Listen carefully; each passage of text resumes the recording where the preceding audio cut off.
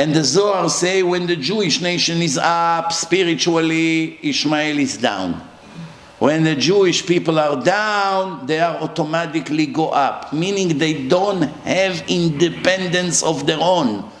Their ups and downs is determined based on us. What is it like? You take the best basketball team in the world against the worst basketball team in the world. It's supposed to be 100-0. Right? But if the best basketball team in the world came for a picnic, they're not in a mood to run. They don't want to get injured. They just came to pretend they can. They don't care. The other team, which is the worst, all of a sudden is scoring baskets. Why? Because the other team is not trying.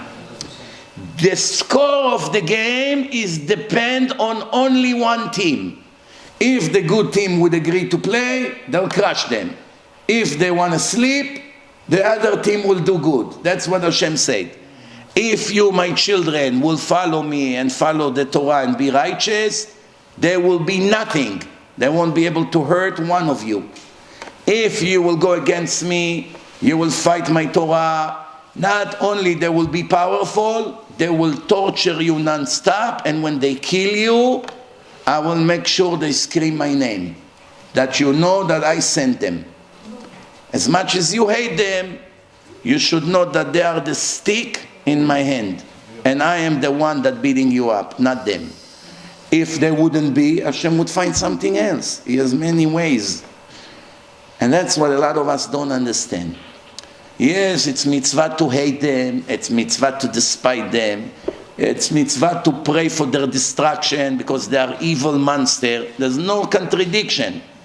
But to think that they choose to do it on their own and they are able to do something without Hashem's approval, that's heresy. That's kfirah. Anyone who thinks that he ran into an accident because he wasn't a careful driver, or because maybe there was stones on the road, or maybe there was no light in the highway, that's heresy. If Hashem didn't want you to get hurt, you wouldn't have a scratch. And if Hashem wanted you to leave the world, there's nothing you can do about it. And yes, Hashem has many ways to execute His will. And one of them with the Jewish nation is the Arabs. Now remember, the Arabs, it's nothing to do with the state of Israel. They hated us before. They murdered us before. They murdered us in Hebron. They killed 86 Jews in, I think it was 1926. It was way before Israel was a state, 20 or something years before. There was no Israeli state. They murdered Jews because they are Jews. They're attacking Jews all over the world. It has nothing to do with the state of Israel. That's just an excuse. They have 99.9% of the Middle East. What is it like? A person has a 20,000 square foot mansion in Ocean Parkway, 20,000 square feet, and there is one tiny bathroom that cannot even close the door. And one person said, let me live in this bathroom. You have the whole mansion, just little tiny bathroom is for me. And now for 10 years, he fights with him, banging on the door. You stole the bathroom for me. Give me a place to be. No, I want it.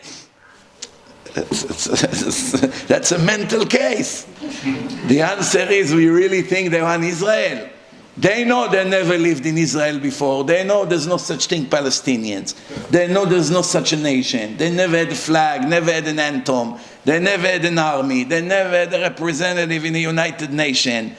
They have no history book. You don't have one history book about Palestinians. It's a made-up nation from 1964. Who made up that nation? The liberal Jews. The liberal Jews made it up. They decided to call them after the name that the Romans gave to Israel 2,000 years ago. They call Israel Palestina.